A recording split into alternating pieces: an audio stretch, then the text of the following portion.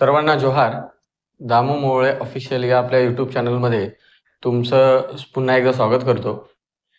आजचा व्हिडिओ हा पेशा क्षेत्रातल्या उमेदवारांसाठी महत्त्वपूर्ण असा व्हिडिओ आहे आणि हा व्हिडिओ शेवटपर्यंत बघा. आजच्या या व्हिडिओमध्ये आपल्याला एका दिवसापूर्वी मीडियाला एक बातमी आली होती. 25 तारखेला महसूल मंत्री माननीय बावनकुळे साहेबांच्या अध्यक्षतेखाली एक मीटिंग होणार आहे, अशा पद्धतीची मीडियाला बातमी आहे.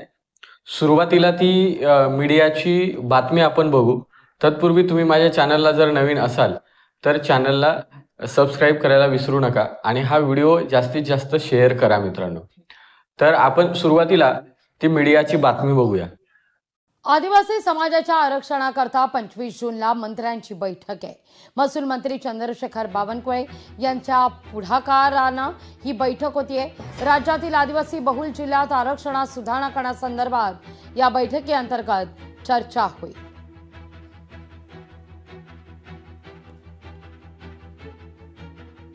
मित्रांनो, आत्ताच तुम्ही मीडियाची बातमी या ठिकाणी बघितली. त्या बातमीमध्ये असं म्हटलंय की आदिवासी बहुल क्षेत्रामध्ये किंवा आदिवासी बहुल जिल्ह्यांमध्ये जो आरक्षणाचा पेच प्रसंग निर्माण झालेला आहे त्याच्या संदर्भामध्ये महत्त्वपूर्ण अशी बैठक माननीय महसूल मंत्री चंद्रकांत बावनकुळे साहेबांच्या अध्यक्षतेखाली एक मीटिंग या ठिकाणी होणार आहे, अशा पद्धतीची मीडियाला बातमी आहे.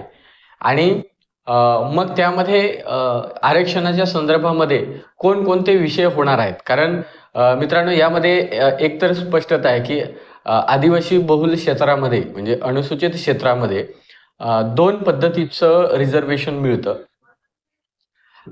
त्यामध्ये राज्यपालांनी दिलेलं जे काही 5व्या अनुसूचीच्या अधीन राहून जे आरक्षण आहे, जे राज्यपालांना अधिकार आहेत, त्या अधिकाराअंती दिलेलं आरक्षण आहे ते 13 जिल्ह्यांमध्ये आहे. म्हणजे जे महाराष्ट्रामध्ये जे 13 शेड्यूल जिल्हे आहेत त्या 13 जिल्ह्यांमध्ये राज्यपालांनी दिलेलं आरक्षण आहे. त्यानंतर दुसरं आरक्षण म्हणजे 2001च्या कायद्यामध्ये ज्या ठिकाणी आदिवासी लोकसंख्या जास्त राहते अशा 8 जिल्ह्यांमध्ये वाढीव आरक्षण दिलेलं आहे. आता त्यामध्ये मागं पण आपण बघितले होते कुठले कुठले जिल्हे होते, तर त्या जिल्ह्यांमध्ये पालघर पहिला जिल्हा होता, नाशिक जिल्हा होता, त्यानंतर रायगड जिल्हा होता, त्यानंतर तुमचा नंदुरबार आहे, गडचिरोली आहे, यवतमाळ आहे, धुळे आहे आणि चंद्रपूर अशा जिल्ह्यांमध्ये तिथल्या आदिवासी लोकसंख्येनुसार त्या ठिकाणी वाढीव आरक्षण दिलेलं आहे. तर मित्रांनो याच्या संदर्भामध्ये हातचा जो व्हिडिओ आहे तो व्हिडिओ जो आपण मीडियाला बातमी पाहिली, ती मीडियाची बातमी जी आहे ती माझ्या आकलनाप्रमाणे ती मीडियाची बातमी ही वाढीव आरक्षणाच्या संदर्भामध्ये ती बैठक माननीय बावनकुळे साहेबांच्या अध्यक्षतेखाली होणार आहे. कारण आपण एक मागच्या 23 मेला मला वाटतं एक आपण व्हिडिओ बनवला होता. 23 मेला व्हिडिओ बनवला, मला वाटतं 23 मेच्या अगोदर आसपास काहीतरी एक व्हिडिओ बनवला होता, आपल्या युट्यूब चॅनलला तो पडलेला आहे. तर त्यामध्ये महाराष्ट्र शासनाने एक उपसमिती नेमली होती. का तर SC-BC आरक्षण लागू झाल्यानंतर या आत्ता मी मगाशी जे 8 जिल्ह्यांचा उल्लेख केला त्या आदिवासी बहुल जिल्ह्यांमध्ये SC-BCचं आरक्षण लागू करायचं की नाही करायचं त्या संदर्भामध्ये निर्णय घेण्यासाठी म्हणून एक चंद्रकांत बावनकुळे साहेबांच्या माध्यमातून एक समिती म्हणण्यापेक्षा उपसमिती गठीत केली होती. आणि त्यामध्ये जवळजवळ यामध्ये अध्यक्ष होते महसूल मंत्री चंद्रकांत बावनकुळे साहेब, त्यानंतर मंत्री संजय शिरसाट साहेब जे सामाजिक विकासच्या त्या संदर्भामध्ये मंत्री आहेत, त्यानंतर प्राध्यापक अशोक उईके जे आदिवासी विकास मंत्री आहेत ते त्याचे सदस्य आहेत, त्यानंतर मंत्री छगन भुजबळ साहेब जे आता सध्या अन्न आणि प्रशासन मंत्री आहेत, त्यानंतर मंत्री कृषी मंत्री जे कोकाटे साहेब आहेत, ते या उपसमितीचे सदस्य आहेत. त्यानंतर मला वाटतं अतुल सावे जे इतर मागास मंत्री आहेत, त्यांच्याकडे खातं आहे, ते या उपसमितीचे सदस्य आहेत. त्यानंतर या ठिकाणी एकंदरीत हे जे मी आता नावं घेतली आणि एक मंत्री राहिले, ते शालेय शिक्षण विभागाचे मंत्री नामदार दादा भुसे साहेब आणि सामान्य प्रशासन विभागाचे जे सेक्रेटरी आहेत, ते सेक्रेटरी या समितीचे सचिव असतील. आणि एकंदरीत या 7-8 लोकांनी मिळून ही उपसमिती गठीत झाली होती आणि 1 महिन्याचा कालावधी त्यांना देण्यात आला होता. 1 महिन्याच्या आतमध्ये तुम्ही हा निर्णय घ्यायचा आहे, अशा पद्धतीने निर्णय घेऊन तुम्ही त्या उपसमितीचा अहवाल हा शासनाला सादर करायचा आहे, की जेणेकरून एससीबीसीचं आरक्षण या 8 जिल्ह्यांमध्ये लागू होईल किंवा नाही होईल, त्या संदर्भामध्ये शिफारशी करायच्या होत्या. आता हा जो जी आर होता, हा जी आर 23 मे 2025 प्रकाशित झाला होता. सामान्य प्रशासन विभागाने तो जी आर काढला होता. म्हणजे 23 मे पासून आता 25 तारखेपर्यंत मला वाटतं त्याचा 1 महिन्याचा कालावधी बरोबर होतोय आणि त्यामुळे त्या उपसमितीला शिफारशी कराव्या लागतील. अशा पद्धतीने या त्या व्हिडिओच्या माध्यमातून जर आपण बघितलं, मीडियाला आलेल्या कव्हरेजच्या माध्यमातून, तर या ठिकाणी तो जो निर्णय होणार आहे तो आदिवासी बहुल जिल्ह्यांमध्ये जे 8 जिल्हे येतात त्यामध्ये एससीबीसीचं रिझर्वेशन लागू करायचं किंवा नाही करायचं या संदर्भामध्ये ती बैठक होईल असं एकंदरीत मी माहिती घेतली, त्यामध्ये मला मिळाली. तर मित्रांनो, सध्या 2 विषय प्रलंबित आहेत आरक्षणाच्या बाबतीमध्ये. मी मगाशीच म्हटलं, एक पेसा क्षेत्रातील जे राज्यपालांनी दिलेलं रिझर्वेशन आहे ते आत्ता माननीय सुप्रीम कोर्टामध्ये प्रलंबित आहे. त्याच्या संदर्भामध्ये मागेच माननीय मंत्री अन्न आणि औषध प्रशासन मंत्री झिरवाळ साहेब यांच्या माध्यमातून एक शिष्टमंडळ राज्यपालांना भेटलं आणि राज्यपालांनी मुख्यमंत्र्यांना गाईडलाईन करतो किंवा मी तसं त्यांच्याशी बोलतो अशा पद्धतीचं आश्वासन दिलं. तो एक विषय.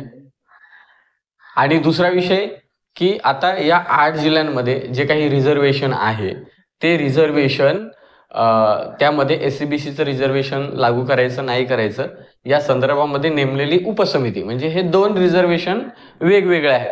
आता राज्यपालांनी दिलेलं रिझर्वेशन हे फक्त 17 पदांसाठी आहे.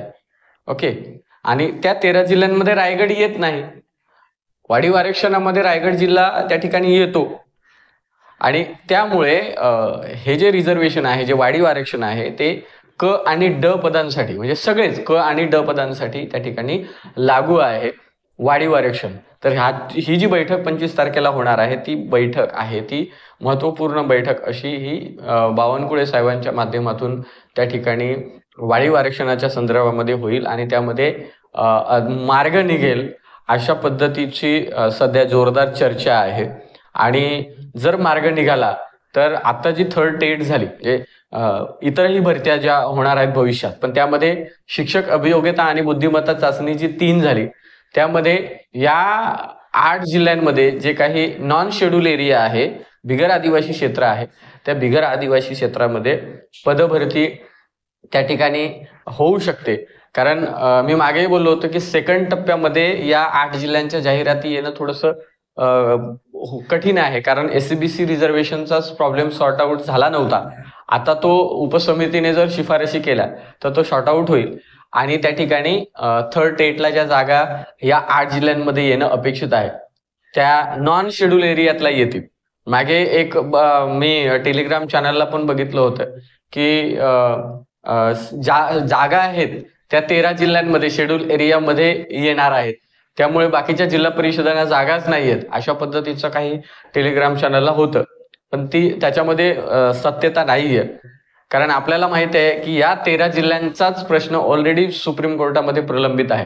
त्यामुळे पेशा भरती जी पुढील पैसा भरती आहे, कारण 2022च्याच मुलांना अजूनही कायम नियुक्त्या मिळालेल्या नाहीयेत, त्यामुळे नवीन भरती होईल तर यामध्ये ती सत्यता नाहीये, कारण तो विषय कोर्टात प्रलंबित आहे आणि त्याला त्या ठिकाणी थांबवलेला आहे. दुसरा मुद्दा की मग या 13 जिल्ह्यामध्ये तो विषय प्रलंबित आहे. आता मागे माझ्या माहितीनुसार की आदिवासी विकास विभागाच्या रोजंदारी कर्मचाऱ्यांनी एक आंदोलन केलं. अतिशय सुंदर असं आंदोलन केलं. त्यामध्ये आमचे मित्र ललित चौधरी असतील, यांच्या माध्यमातून त्यांची जी पूर्ण टीम होती, चांगल्या पद्धतीने आंदोलन केलं. मंत्र्यांनी, आदिवासी विकास मंत्री असतील त्यांनी दखल घेतली. त्यानंतर गिरीश महाजन असतील त्यांनी दखल घेतली. आणि मग एकंदरीत मीटिंग झाल्यानंतर तिथेही हाच मुद्दा चर्चेला आला की आम्ही जे काही हे जे बाह्यस्त्रोताद्वारे जे आम्ही या ठिकाणी शिक्षक देतोय त्याचं रिझन असं त्या ठिकाणी चर्चेला आणलं की बाबा कायम भरती करणं थोडंसं कठीण झालेलं आहे, कारण सुप्रीम कोर्टामध्ये मॅटर प्रलंबित आहे. त्यामुळं सगळीकडे टोलवाटोलवीचं काम सुरू आहे. सुप्रीम कोर्टामध्ये याचिका प्रलंबित आहे आणि त्यामुळे आम्ही पुढचं असं काही करू शकत नाही, अशा पद्धतीची उत्तरं मिळतात. पण त्यामध्ये त्यांच्या लढ्याला पाहिजे ते यश मिळालेलं आहे. त्या पद्धतीने आता पुढील काही गोष्टी होऊ शकतात असं एकंदरीत बातमी आहे. जे काही निर्णय होतील ते त्यांच्या मागणीच्या अनुषंगाने सकारात्मक होतील असं या ठिकाणी आपण आशा करूया. तर सद्यस्थितीमध्ये हे 2 आरक्षणाचे जे पैलू आहेत त्यामध्ये वाढीव आरक्षणाच्या संदर्भामध्ये महत्वपूर्ण मीटिंग आहे. त्या मीटिंगमध्ये नेमकं काय होईल ते आपल्याला कळेलच. जसं कळेल त्या पद्धतीने तुम्हाला मी व्हिडिओच्या माध्यमातून सांगेल. तर हा छोटासा व्हिडिओ यासाठी होता की बरेच जणांचे मेसेज होते की सर 25 तारखेला आपला विषय सुटेल का, पेशा क्षेत्रातला विषय सुटेल का, कोणता हा विषय आहे. तर मित्रांनो, मला माझ्या माहितीनुसार जी काही माहिती घेतली त्यामध्ये वाढीव आरक्षणाच्या संदर्भामध्ये जी उपसमिती गठीत केली होती त्या समितीची शिफारस आणि त्याच्यावरती चर्चा करण्यासाठी म्हणून त्या ठिकाणी ती मीटिंग बैठक होऊ शकते आणि त्यामध्ये सकारात्मक सगळ्या शिफारसी झाल्या तर पुढील भरतीमध्ये त्या नॉन शेड्यूल एरियातल्या जागा येऊ शकतात. तर हा व्हिडिओ शेवटपर्यंत तुम्ही पाहिलात तर हा विषय तुम्हाला समजेल. तर मित्रांनो, तुम्हाला हा व्हिडिओ आवडला असेल तर नक्की लाईक करा आणि शेअर करा. आपण व्हिडिओ थांबूया. जोहार, जय संविधान.